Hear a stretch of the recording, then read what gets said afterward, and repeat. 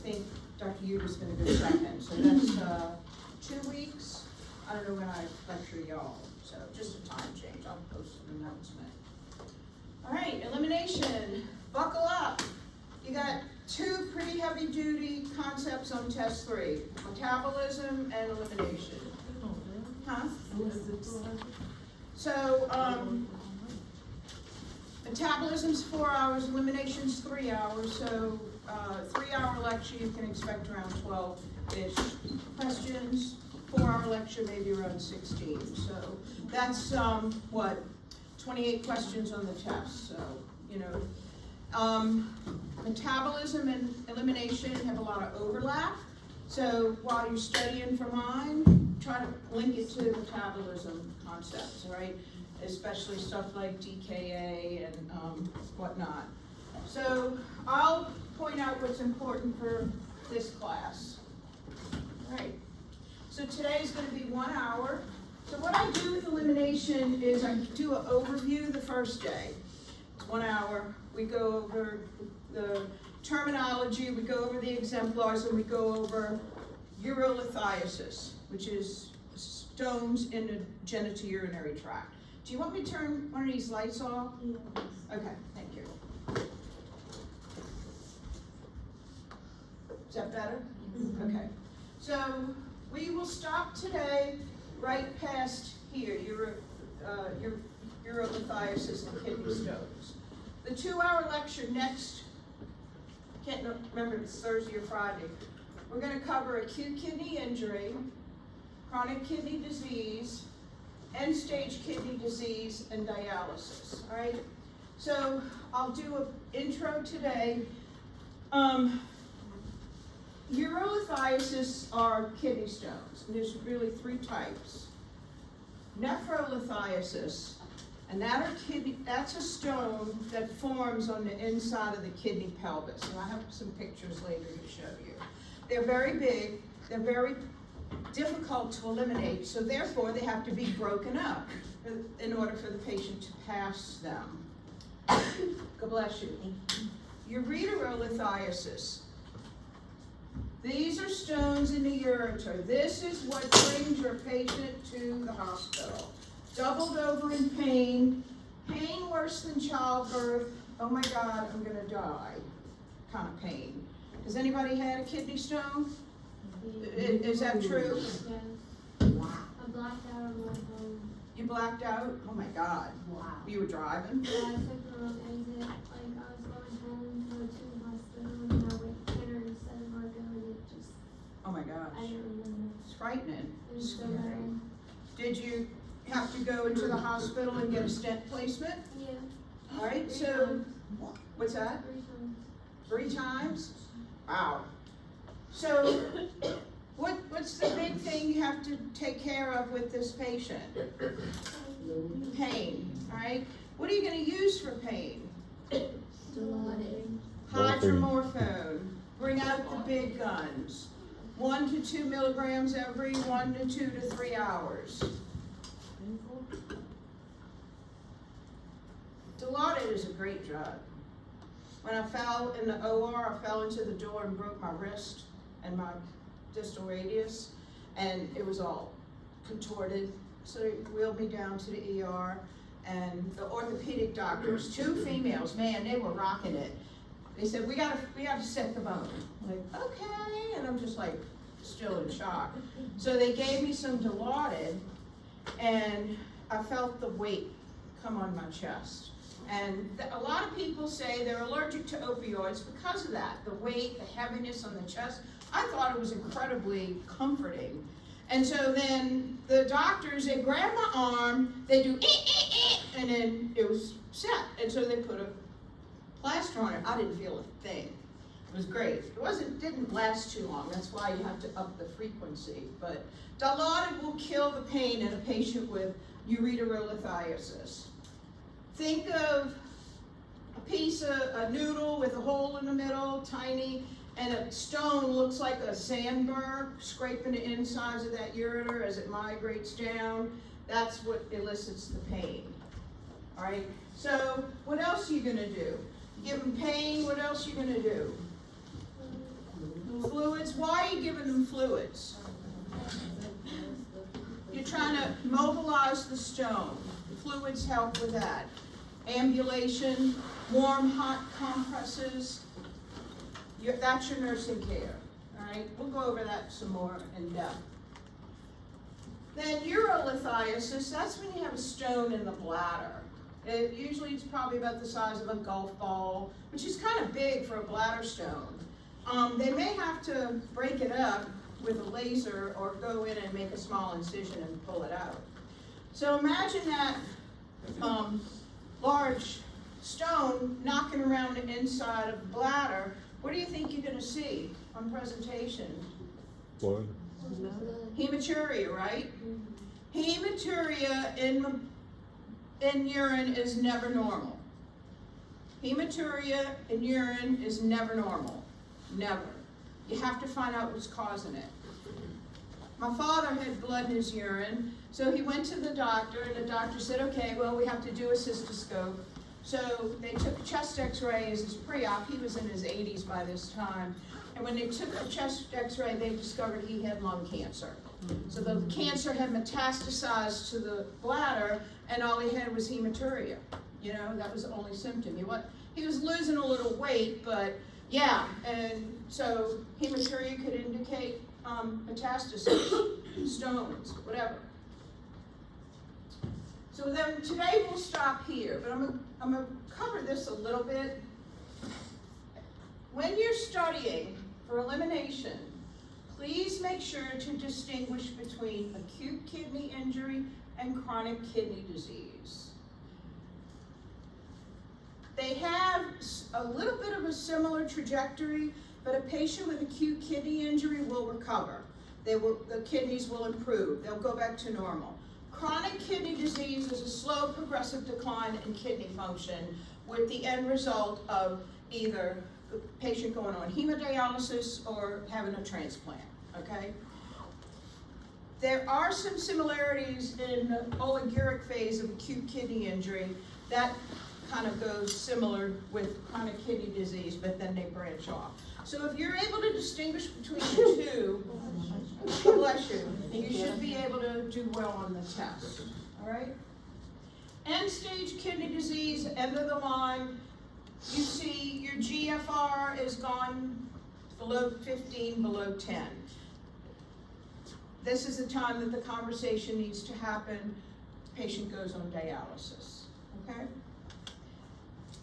And then dialysis, there's actually 3 types of dialysis. You're only responsible for 2, hemodialysis and peritoneal dialysis.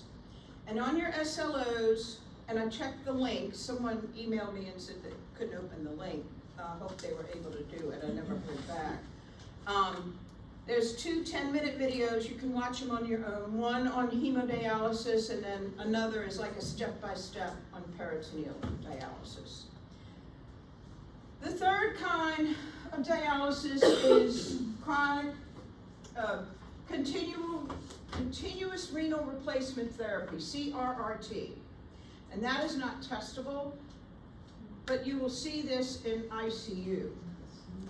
And the reason they've developed that treatment is when a patient goes in for hemodialysis, okay, they're taking off the toxins, they're filtering the blood, and they're pulling off fluid.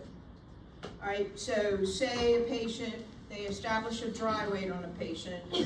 Dry weight is 155 pounds, and then the patient comes in for dialysis at 158 pounds. All right, so that means to achieve the dry weight, they got to pull 3 pounds of fluid off, which is approximately what, 5-6 kilograms? All right, remember 1 kilo, yes? It's the other way around. 3 pounds, you would say 3 pounds. 1 kilogram is 2.2 pounds.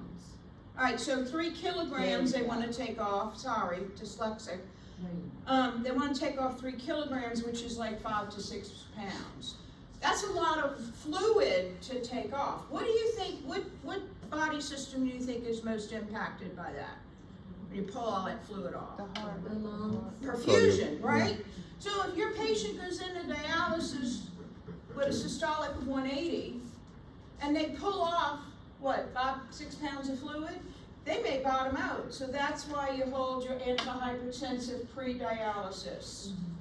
You reassess post-dialysis, check the pressure, and then you give the antihypertensive. That's important.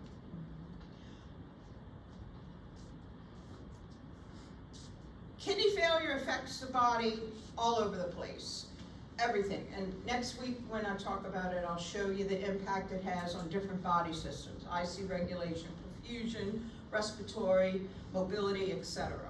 So just keep that in mind about the water and the fluid and the removal of fluid. You're going to see measurement of intake and output are important concepts for my class and for metabolism, okay? So that's your exemplars. We'll stop after urolithiasis today. All right. The first column, your diagnostics. I mainly give you these so that you can understand when you're reading notes, medical notes and H&Ps, you know what the physician or healthcare provider is talking about. So the first four, good morning. Sorry. The first four are diagnostics involving the bladder. Sorry, anytime you see sister, that means bladder. So the second thing is graphy. Anytime you see graphy, that's usually an X-ray type or radiological test. All right, so cystograph is probably they're injecting dye into the bladder, taking an X-ray, looking to see what's in the internal structures look like. Cystoureterography, that's more common because that's how they isolate where a stone is, a ureteral stone. The most painful thing next to childbirth. The reason they do that pre-op, because if they want to put a stent in, they need to determine is it the left or the right ureter. All right, so they'll inject dye, they'll do continuous X-ray, and contrast dye is eliminated by the kidneys. So wherever it stops, that'll mean it's a left stone or a right stone. And then the urologist knows to put a stent up that ureter, okay? Stents are important. It's a long, kind of snaky, very tiny, like a hose, and it bypasses the stone because if you can't urinate through that ureter and eliminate from the kidney, what can happen to the kidney? It develops what? If the urine can't pass, what's that? Yes, it can go into acute kidney injury, acute kidney failure, but what is the mechanism? What happens physiologically? It's ischemic. They get hydronephrosis, right? The kidney enlarges, the urine is backing up, it's impeding the function of the nephrons, and then yes, you go into renal failure. All right? So it's important, these contrast dye diagnostics. What's the problem with contrast dye though? Allergies to shellfish, seafood, iodine, yep. Sometimes they will have dyes, they're very expensive, that don't contain iodine. The other thing, I think somebody might have said it, is metformin. Patients have to hold metformin 48 hours before because it triggers some kind of a lactic acid problem, and we don't want that happening. And contrast dye, FYI, is weight-based. So a person of average size maybe can get two vials of contrast dye. That's 200 cc's. That's just a nice to know. Just remember, it can be nephrotoxic. All right, so enough about the contrast dye. A cystoscopy is just when they put a scope inside the bladder. They can do this in the office for, like, put a flexible scope inside the bladder. A cystoureteroscopy, that's a little bit more involved. The patient might have to have IV conscious sedation. If they do a cystoureteroscope, they're using a flexible ureteroscope to go in, and then they can put a little probe in to maybe grasp the stone. But the problem with those flexible scopes, they're very delicate and very easy to break. So anybody works in cysto or endo, please take care of your scopes. All right. KUB is a lower torso x-ray, kidneys, ureters, bladder. A good radiologist will be able to see if there's a stone in there. It'll cast a shadow. The definitive is if they give some IV contrast dye. So if you see KUB, that's what it is. A retrograde pyelogram, this is when they inject dye through the bladder and it uptakes through the ureters into the kidney. Just another diagnostic. And then a lithotripsy, the old, I keep telling myself I gotta update this, but I'm sorry I didn't. Lithotripsy nowadays is done with laser. They put a scope up into the ureters, into the kidney, and they do laser ablation of the stone. It used to be done with shock waves, like ultrasonic waves, but they don't do that anymore. I have a cousin who had woke up super sick, went to the hospital, she was on the brink of sepsis. And so they worked her up, she was having kidney pain, she was having some hematuria. Come to find out, she had a stone inside her kidney pelvis. And so they jumped on top of the brink of sepsis, they fluids, antibiotics, etc. Then she went in and had probably 4 or 5 laser lithotripsies. They put a stent in her. The stent stayed in for 6 months. It can stay in for a while. And she had to go back for several treatments until she finally passed all the stone. It took a while. She was sick and struggling for about a year. She used to tell me, oh, I can feel the stent. When she bent over, she could feel the stent kind of moving inside her ureter. It was kind of creepy. I'm not saying everybody does. But. And they take that thing out, Dr. Delano? I'm sorry? They take that stent out after some Eventually, yeah. And so how they take it out, oh, here's another story. A friend of mine, she had a stone and he put a stent in, and when she went to take it out, she called the doctor to make an appointment, and the doctor said, well, you can take it out yourself. What? She was a nurse, but, you know, I wouldn't want to be taking my stent out. So her and her daughter were all up in there trying to pull the thing out, and her daughter's a nurse too. And, you know, she said, never do that again. These doctors, I swear, these doctors, don't trust the doctors. Doctors ain't your friend. CYA. So, yeah, she pulled her stent out. I was appalled. I'm like, are you kidding? I was appalled. And urologists, I don't know, maybe they're sadistic or something. We used to do these cases on these little old men. They'd have a problem in their bladder, and they wouldn't give them any anesthesia. I'm like, how would you like me to shove a cystoscope in your pee-pee and start digging around there with nothing? All they put was lidocaine jelly on the scope. You think that's going to work? No. Doctors. Anyway, I digress. Be aware. All right. Acute kidney injury, chronic kidney disease. So we're going to go over this real quick. Draw a line between post-renal and initiating on your notes. Draw a line. Between post-renal and what? Post-renal and initiating. So the first 3 terms, pre-renal, intrarenal, post-renal, these are the causes of acute kidney injury. Pre-renal, in a nutshell, is an interruption in blood flow to the kidneys. 20 to 25% of your blood flow is going through your kidneys at any point in time.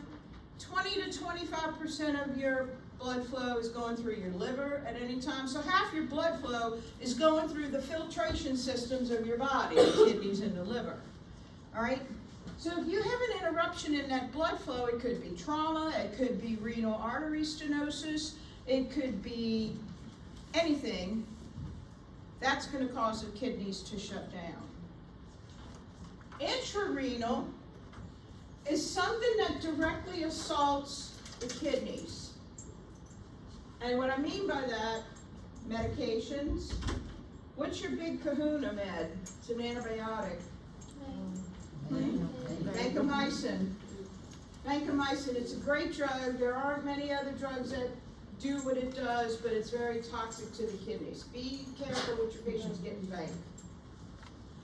Other causes, autoimmune diseases, lupus, sarcoidosis, rheumatoid arthritis, any kind of autoimmune disorder that affects the kidneys. Postrenal is an impediment of urine output, bladder stone, kidney stone, ureteral stone, an accidental cutting of the ureter during GYN surgery. That happens a lot. That's why they inject dye, to make sure there's no dye in the abdomen, that the ureter is still intact. So if you do GYN post-op and you see blue urine, that's what it is. So postrenal is an obstruction and occlusion of outflow causing the kidneys to shut down. So these are your causes.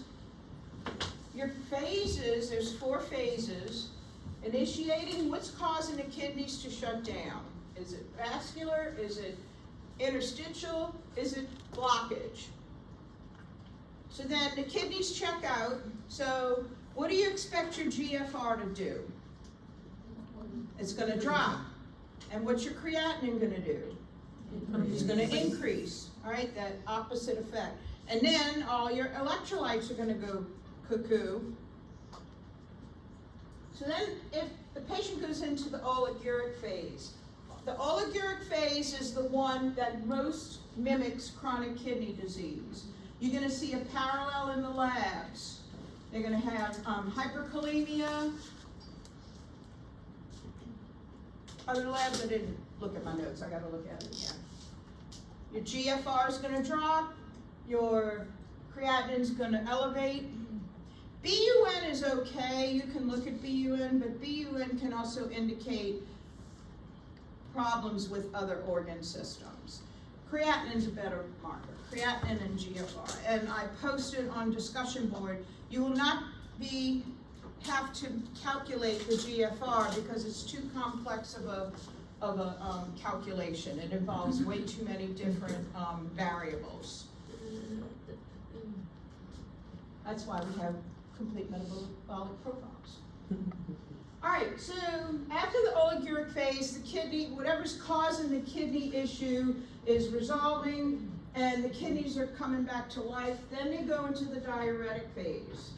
All right, so they're diuresing. They may have an intake of 1,000 and an output of 2,800. What do you have to watch at this point? Rapid fluid loss.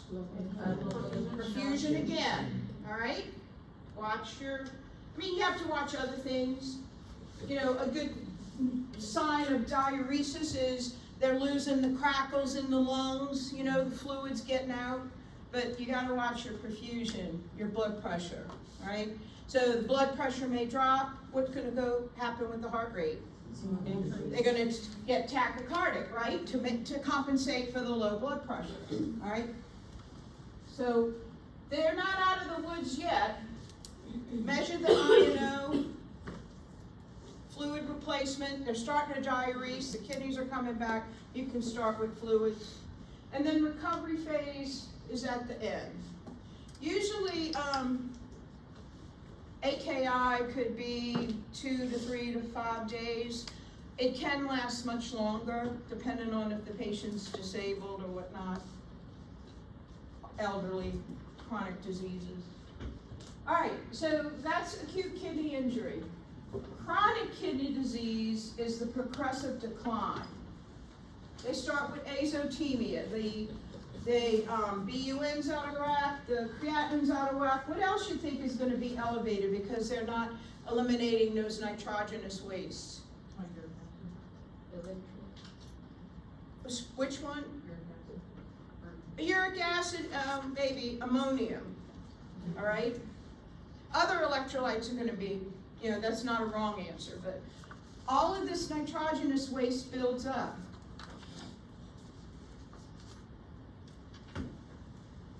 Uremia is when it starts externalizing. They get itchy, uremic frost, they kind of go cuckoo with the ammonium buildup. Oliguria, scant urine, to anuria. They don't make urine anymore. Some patients in end stage may still make urine, but they can't, the urine is ineffective, they can't concentrate it. It's basically water they're eliminating.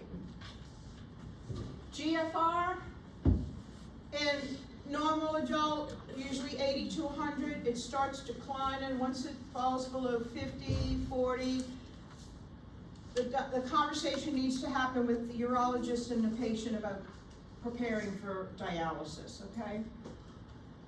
We talked about BUN and creatinine. So think of, all right, I remembered what I was gonna say. Think of all these nitrogenous waste building up. What is the main source of dietary nitrogenous waste? Protein. So therefore, what would you expect the diet to be of a patient in kidney failure? Low protein. Very good. Very good. You're trying to slow down the progression of the disease. Also low sodium. Proteinuria and microalbuminuria. This happens when patients are going into kidney failure, the nephrons are failing, the glomerulus becomes permeable. Proteins are really big molecules. And the glomerular capillaries become permeable, these big, they start spilling protein in the urine. That's not good. That means you see that, then your creatinine is probably getting elevated. Creatinine, 0.8 to 1.2 range. When it starts getting above 1.2, then they've lost 50% of kidney function, as a general rule. That's not good. And then hemodialysis, peritoneal dialysis. Patients who go on dialysis, automatic SSI disability. That's Medicare, Social Security disability. It's not Medicaid, it's not temporary, because patients who are on hemodialysis really can't work. It's such a debilitating treatment. They may be able to go back if they get a transplant. They may be able to continue if they're on peritoneal dialysis, because that can be done overnight. And it's done every day, and it's not a shock to the system because they're not pulling as much fluid off as they are in the 3-4 hour sessions with hemodialysis. You with me? Anybody do dialysis, work in a dialysis center? It's very interesting nursing. Questions? All right, how am I doing with time? It is 8:59. Almost done. So I'm just going to do a quick review. The kidneys are sit retroperitoneal, back here, like right about here where my fists are.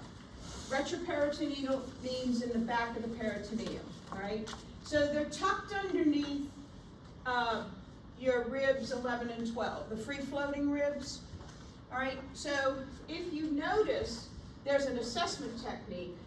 You see the spine, how it goes up and meets the rib? That's angle right there that it forms. That's called the costovertebral angle, the CVA, all right? And if patients are having hydronephrosis or they have some kind of pyelonephritis, infection, strep in the kidney, I think you learned that in level 3.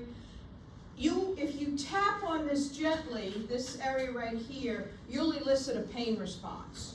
So if you see that in your notes, CVA non-tender to palpation. That means they don't have, like the capsule of the kidneys is not enlarged or painful or whatever, or they don't have hydronephrosis.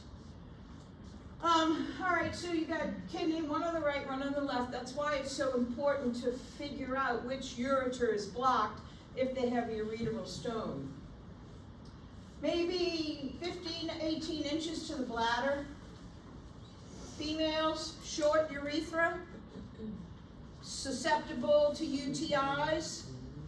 Postmenopausal women, there's a big new push now for postmenopausal women to get topical estrogen, because when you lose the estrogen postmenopause, you get UTIs. And UTIs is one of the main sources of urosepsis, and people die. All right? Bladder, etc. Males, they got the prostate to worry about. That's why your daddies and your grandpas are peeing every 2 hours. It's unfortunate. And then they have a very long urethra, twice the length as the females. When a man gets a UTI, they have to go to the hospital and get admitted. UTIs in men are never good. So if you're doing triage in the ED, you got the man come in and, oh my God, I'm dying. And you do a white count on BMP or urine, and in the gazillions, admit them because they need IV antibiotics, all right?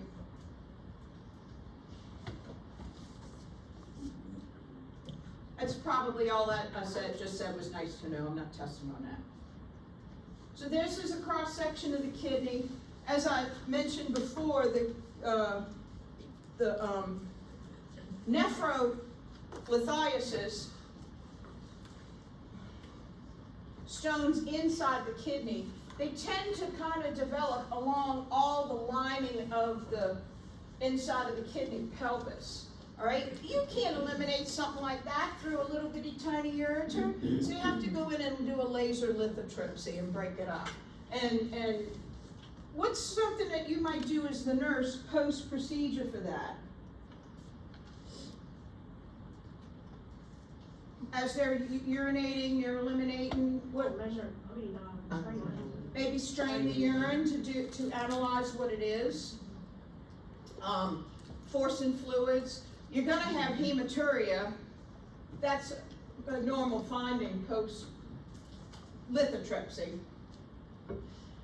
You got your nephrons, you got the billions of those, renal artery and vein. They have dedicated renal artery and vein on each side. When you get stenosis, which is a tightening of the renal artery, that's when you can go into acute kidney injury. It happened to one uncle of mine. He had renal artery stenosis and died from that. But it was in both kidneys, I think.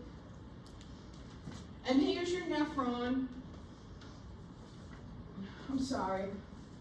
My breakfast is reminding me it's still there.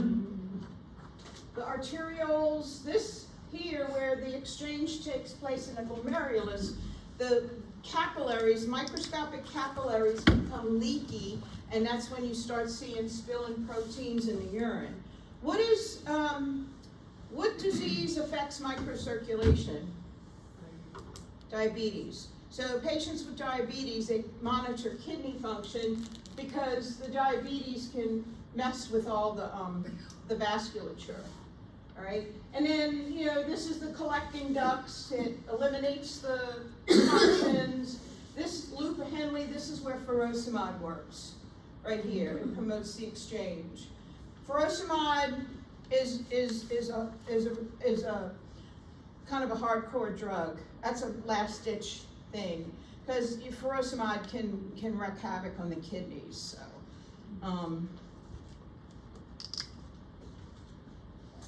So physiology review, the kidneys do filtration. They work in secretion, and that involves acid-base balance, secretion, pH regulation, because remember, metabolic acid-base balance is regulated by the kidneys, respiratory, the lungs, okay? Concentration, what indicates a patient's able to concentrate urine? Urine-specific gravity. I'm not testing you on it, but Majan went over it in metabolism. What's the range? 1.005 to 1.030. 1.005 to 1.030. 1.030. If they can't concentrate urine, is it gonna be elevated or reduced? Wait, say the question again. It's gonna be reduced. Remember, regular water is 1.000, all right?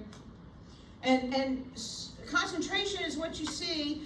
You know, if you look back in the toilet and you see all this little turbulence, that's your specific gravity. I mean, you may not look back in the toilet sometimes after you pee, but I know you've seen urine in patients. I'm sorry, let me move on. You're good, you're good. Oh man, they can see it, you know, man, they're looking at it while they phrasing it, so. I love Anyway. it. All right, so concentration is your urine specific gravity. I gotta stop digging a hole before I dig it too deep. And then reabsorption is reabsorption of nutrients and whatnot. All right. All right, kidney stones. This is acute. We're acute life-threatening, level 4. This is acute, kidney stones. Most kidney stones, the origin is protein in nature. So, across the board, you want to limit dietary protein. Y'all aren't nutritionists. I'm not going to ask you a kidney stone diet because there's different diets for different types of stones. You don't need to know that. Nutritionists do. Thank you. But just understand that protein. No. So, I'm sorry. Said thank you. So my little daddy, again, I'm sorry, Daddy, I keep bringing you up. He had gout when I was a child, and it's very traumatic to see that when your parents doubled over in pain, and it was traumatizing. And so years later, 15, 20 years later, he developed kidney stone. Which one do you think he developed? The uric acid, because uric acid with gout, uric acid stones can lead to gout. So he had stones first, then gout. And whenever he was stressed, he'd get the gout. And they said, oh, your uric acid's elevated, but we have to do a biopsy of your knee and pull some fluid out, because his poor little knee was all full of gouty fluid. So when they pulled it out, it looked like Elmer's glue. It was like, oh my God, you know? So they analyzed it. So he had uric acid stones initially, and then the gout later on. So uric acid stones only account for like 7%. So anyway, because he had the gout and the stones, my daddy was a Korean War veteran, and so, you know, those military folks, they eat all this crazy food. They eat spam and potted meat and all this other stuff. Huh? Sardines, yeah, my dad loves sardines. And so he would eat all this fun. So you can't eat none of that stuff when you have uric acid stones or gout. And so the doctor said, you gotta stop that. And the other thing was my daddy liked his beer. And a rheumatologist, she's shaking his hand at him. You need to stop drinking beer. I'm not stopping drinking beer. So you better take your, what are the 2 meds for gout? Colchicine and allopurinol. Colchicine is for the breakthrough, allopurinol is maintenance. So, yeah, my little daddy. So most kidney stones are calcium, but ironically enough, it's protein in nature. So stones have different appearances. They can be clay colored, tan, black, pebbles, round, sharp and spiky. And this is the sharp and spiky that wreaks havoc in your ureter. Imagine this coming down, scraping the inside of your ureter. Yeah, no. No, thank you. So because Dad had all of that, I drink fluid. I drink a lot of fluid. I don't want to get stones. You know, it's amazing when it sticks in your head. So here's a picture of different stones in the kidney, in the ureter, in the bladder. KUB, lower torso x-ray. I repeat a lot, but I want it to stick. And then over here, oh no. It just does it. Oh, wow. Whoa. Stop that. It is Friday the 13th. Injected a dog, wait, what? It's Friday the 13th. Uh-huh. So they're injecting dye, eliminated by the kidneys, and if you look here, this is an x-ray, and the dye stops right here, that's where the stone is. And if you look at it, it's stone on the left, because usually they've taken anterior to posterior, here's the spine, so the stone is in the left ureter. So then the urologist, who deals with genitourinary, he'll go in, do a cystoscope, and then find the left ureter. So when you look in here, the ureters are at 10 o'clock and 2 o'clock. When you're looking at them, 10 o'clock and 2 o'clock. So they're gonna go for 2 o'clock for the left ureter. It's amazing when you see cystoscopes and on the camera, if you ever get a chance, it's kind of cool. All right, so then they go in and inject the dye, and then they can also use the ureteroscope to go in, use the basket, grab it, and pull it out. That's a little more traumatic though, because the basket can affect the ureter and maybe nick it. Okay, so I had a student several semesters ago. She worked in a urology clinic. She brought me a bunch of really cool pictures. So this is a stone in the ureter. Looking up, you see all the badness, brown and black stuff in the middle. This is bladder cancer. The inside of the bladder should be nice and smooth, maybe little ridges and pink. But you see all these little protrusions, these little bubbles, that's cancer. And this is bladder cancer too. See the badness, the bleeding. Hematuria is never normal.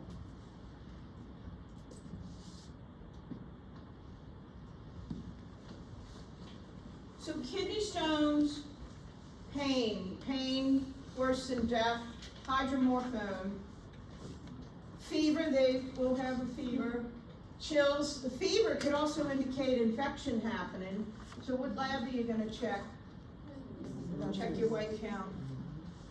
Dysuria, painful urination to oliguria, scant urination because the stone is blocking the ureter.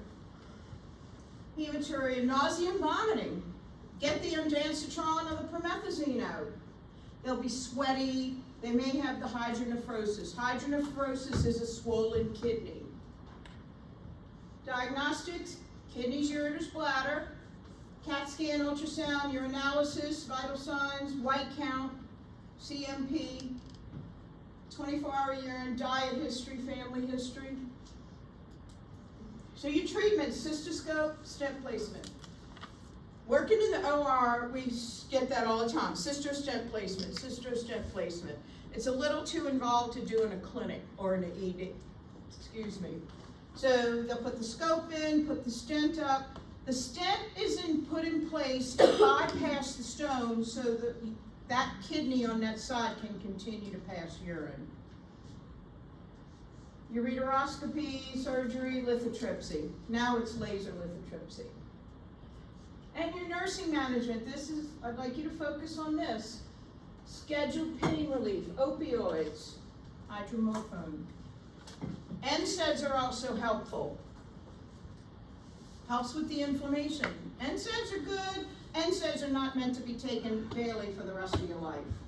They work, but not like that.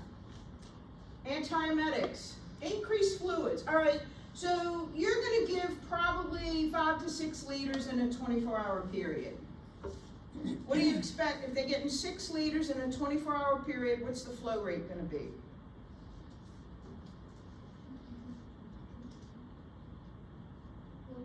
$250.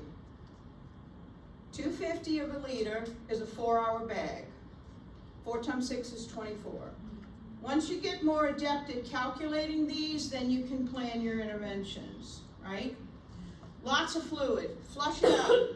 Make sure if they're ambulating, make sure they're near the bathroom. If they can't ambulate, give them a Urine. what? A what? Urinal. What's, Well, yeah, Purewick, urinal, thank you. I couldn't think of it. Urinal, Purewick for people, yeah, you know, the thing that you hold and you jump out. Punching. Yeah. Thank you.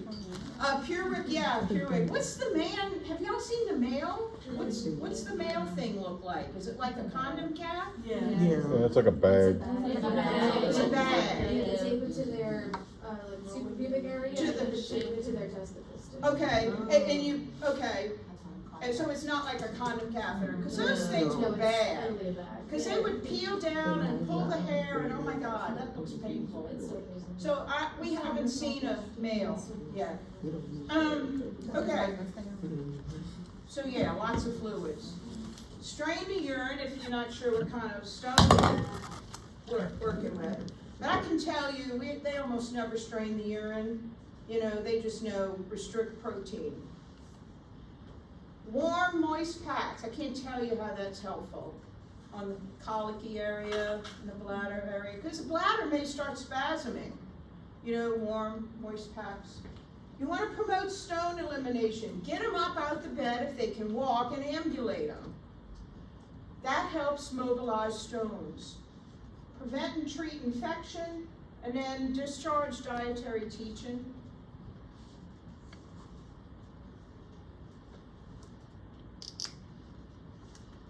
I think that's all I have. Oh, that's an old-time lithotripsy machine. I gotta take that out. Diets, all you need to know is limit protein.